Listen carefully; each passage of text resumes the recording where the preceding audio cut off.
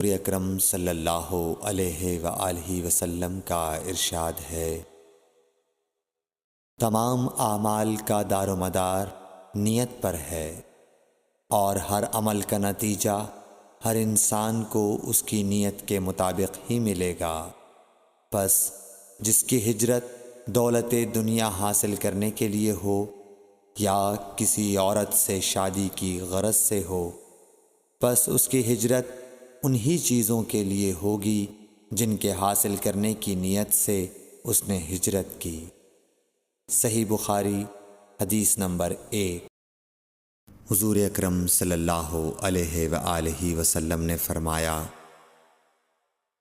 کہ وحی نازل ہوتے وقت کبھی مجھ کو گھنٹی کی سی آواز محسوس ہوتی ہے، اور وحی کی یہ کیفیت مجھ پر بہت شاق گزرتی ہے۔ جب یہ کیفیت ختم ہوتی ہے تو میرے دل و دماغ پر اس فرشتے کے ذریعے نازل شدہ وحی محفوظ ہو جاتی ہے، اور کسی وقت ایسا ہوتا ہے کہ فرشتہ بشکل انسان میرے پاس آتا ہے اور مجھ سے کلام کرتا ہے، پس میں اس کا کہا ہوا یاد رکھ لیتا ہوں۔ صحیح بخاری حدیث نمبر 2۔ حضرت صلی اللہ علیہ وآلہ وسلم پر وحی کا ابتدائی دور اچھے سچے پاکیزہ خوابوں سے شروع ہوا۔ آپ خواب میں جو کچھ دیکھتے وہ صبح کی روشنی کی طرح صحیح اور سچا ثابت ہوتا۔ پھر من جانب قدرت آپ تنہائی پسند ہو گئے، اور آپ نے غار حرا میں خلوت نشینی اختیار فرمائی، اور کئی دن اور رات وہاں مسلسل عبادت اور یاد الہی و ذکر میں مشغول رہنے لگے۔ جب تک گھر آنے کو دل نہ چاہتا توشہ ہمراہ لیے ہوئے وہاں رہتے۔ توشہ ختم ہونے پر ہی اہلیہ محترمہ حضرت خدیجہ رضی اللہ تعالی عنہا کے پاس تشریف لاتے، اور کچھ توشہ ہمراہ لے کر پھر وہاں جا کر خلوت گزین ہو جاتے۔ یہی طریقہ جاری رہا یہاں تک کہ آپ پر حق منکشف ہو گیا، اور آپ غار حرا ہی میں قیام پذیر تھے کہ اچانک حضرت جبرائیل علیہ السلام آپ کے پاس حاضر ہوئے اور کہنے لگے کہ اے محمد پڑھو۔ آپ فرماتے ہیں کہ میں نے کہا کہ میں پڑھنا نہیں جانتا۔ آپ صلی اللہ علیہ وسلم فرماتے ہیں کہ فرشتے نے مجھے پکڑ کر اتنے زور سے بھینچا کہ میری طاقت جواب دے گئی۔ پھر مجھے چھوڑ کر کہا پڑھو۔ میں نے پھر وہی جواب دیا کہ میں پڑھا ہوا نہیں ہوں۔ اس فرشتے نے مجھ کو نہایت ہی زور سے بھینچا کہ مجھ کو سخت تکلیف محسوس ہوئی۔ پھر اس نے کہا کہ پڑھ۔ میں نے کہا میں پڑھا ہوا نہیں ہوں۔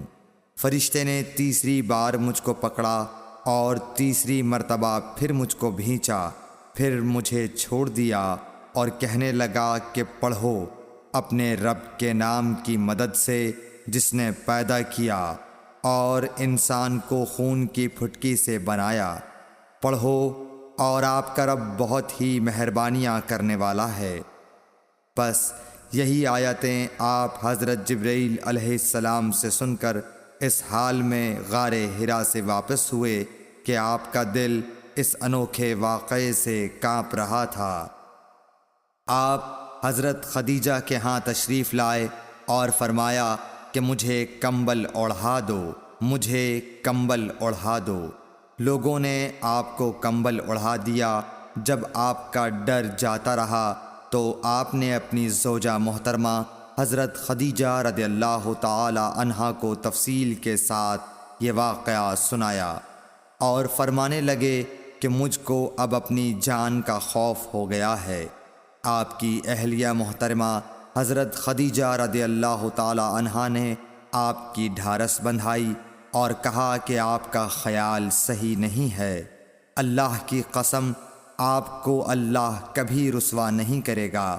آپ تو اخلاق فاضلہ کے مالک ہیں، آپ تو کنبہ پرور ہیں، بے کسوں کا بوجھ اپنے سر پر رکھتے ہیں، مفلسوں کے لیے آپ کماتے ہیں، مہمان نوازی میں آپ بے مثال ہیں، اور مشکل وقت میں آپ امر حق کا ساتھ دیتے ہیں۔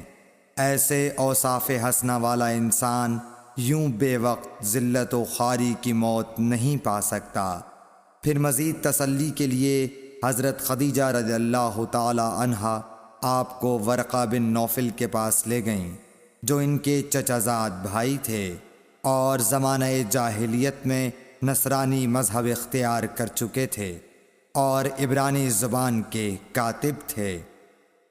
چنانچہ انجیل کو بھی حسب منشائے خداوندی عبرانی زبان میں لکھا کرتے تھے۔ انجیل سریانی زبان میں نازل ہوئی تھی، پھر اس کا ترجمہ عبرانی زبان میں ہوا۔ ورقہ اسی کو لکھتے تھے۔ وہ بہت بوڑھے ہو گئے تھے، یہاں تک کہ ان کی بینائی بھی رخصت ہو چکی تھی۔ حضرت خدیجہ رضی اللہ تعالی عنہا نے ان کے سامنے آپ کے حالات بیان کیے اور کہا کہ اے چچا زاد بھائی، اپنے بھتیجے محمد صلی اللہ علیہ وسلم کی زبانی ذرا ان کی کیفیت سن لیجئے۔ وہ بولے کہ بھتیجے، آپ نے جو کچھ دیکھا ہے اس کی تفصیل سناؤ۔